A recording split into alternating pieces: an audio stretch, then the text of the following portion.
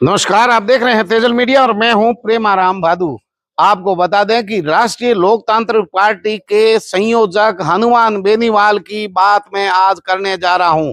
हनुमान बेनीवाल छात्र राजनीति में आए, राजस्थान विश्वविद्यालय के अध्यक्ष रहे, उसके बाद में राजनीति के अंदर आए और जब जाट समाज का आरक्षण का विषय चल रहा था, राजस्थान भर से ही नहीं देश भर में हनुमान बेनीवाल की भाषा शैली के लोग कायल थे।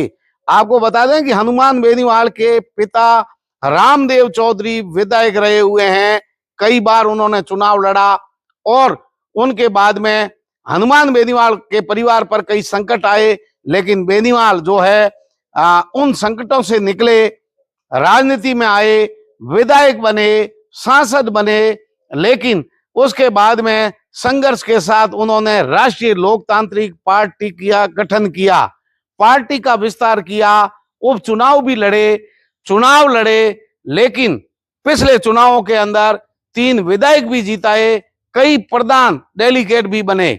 लेकिन हनुमान बेनीवाल ने जैसे राजनीतिक पार्टी बनाई और जिस तरीके के हनुमान बेनीवाल की भाषा शैली है और मजबूत नेता है, जिद्दी नेता है और लड़ाके हैं, आने वाले समय में नाथूराम जी का जो संघर्ष था, मिर्दा जो परिवार का संघर्ष नागौर के अंदर देखें, मदेरना का देखें, बाड़मेर में रामदान गंगाराम चौधरी, शीशराम ओला, बलराम जाखड़, बड़े जो नेता थे राजस्थान के कदावर किसान कौम के, उन जो नेताओं के अंदर जो है उस पीढ़ी के अगली पीढ़ी के अंदर हनुमान बेनीवाल लड़ाके किसान कौम के नेता के रूप में उभरे।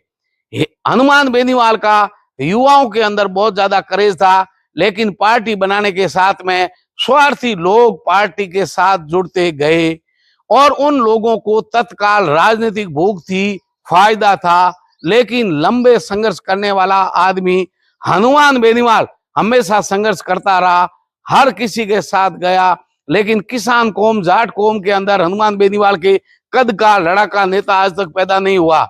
आपको बता दें कि हनुमान बेनीवाल ने जितनी लड़ाइयां लड़ी वो सभी धर्मों के लोगों के लिए लड़ी, 36 वर्ण के लिए लड़ाइयां लड़ी, हमेशा अन्याय के खिलाफ लड़ने वाला नेता जो है लड़ाका, जिसका नाम है हनुमान बेनीवाल।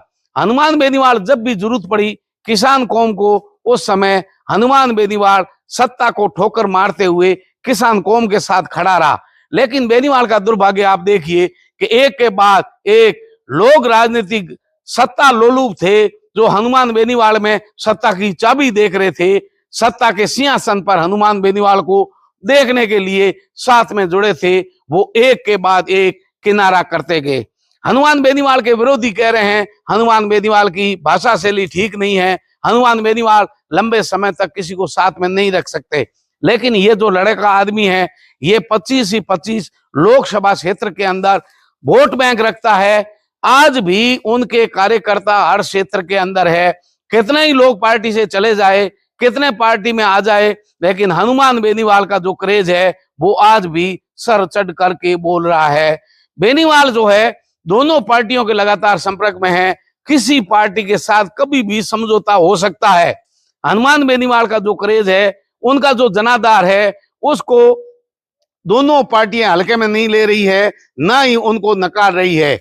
1-2 दिन में यह फैसला भी हो सकता है, लेकिन एक बार आपको फिर बता दें कि हनुमान बेनीवाल की जो कार्यशैली है, जो लोग लड़ते हैं, जिद पर बैठते हैं, कई आंदोलनों का नेतृत्व किया है, मूल रूप से आंदोलन करने वाला नेता है, सड़क पर संघर्ष करने वाला नेता है। उस नेता की यह विशेषता है कि वो हमेशा जहां बैठते हैं वहां फैसले करवाते उठता है प्रशासन के अंदर, क्योंकि वो जनता का बल जो है वो हमेशा हनुमान बेनीवाल के साथ है। लेकिन हनुमान बेनीवाल का दुर्भाग्य रहा कि किसानों की लड़ाई लड़ने के लिए, कौम की लड़ाई लड़ने के लिए ये बंदा अकेला ही चलता गया। स्वार्थी लोग आते गए, स्वार्थी लोग जाते गए, और राजनीतिक जो लोग हैं, लगातार जो बड़े रसूख रखने वाली राजनीतिक बड़े दल है, हनुमान बेनीवाल को हमेशा कमजोर करने का प्रयास किया।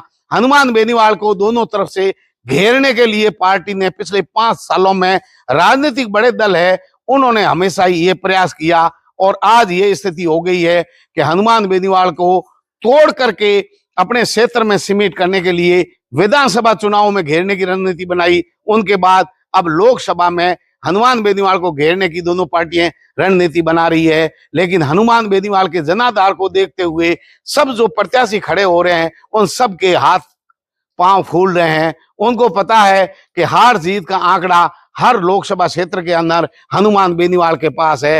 हार जीत की जो चाबी है हनुमान बेनीवाल के हाथ में है।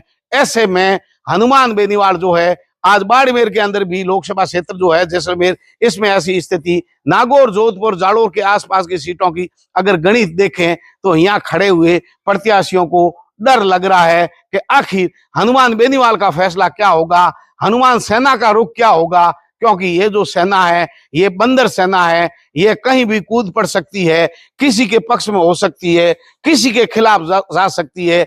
ये राजनीति का जो ऊंट है किस करवट बैठेगा, लेकिन सबकी धड़कनें रुकी हुई है, हनुमान बेनीवाल के फैसले पर टिकी हुई सबकी नजरें।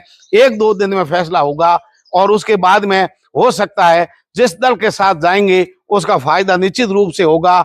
लेकिन हनुमान बेनीवाल सस्ते में निपटाने वाले आदमी नहीं है, डरने वाले आदमी नहीं है, मैदान से हटने वाला आदमी नहीं है, क्योंकि वो संघर्षों से पैदा हुआ वो गर्म लोहा है जिस पर किसी का असर नहीं होता।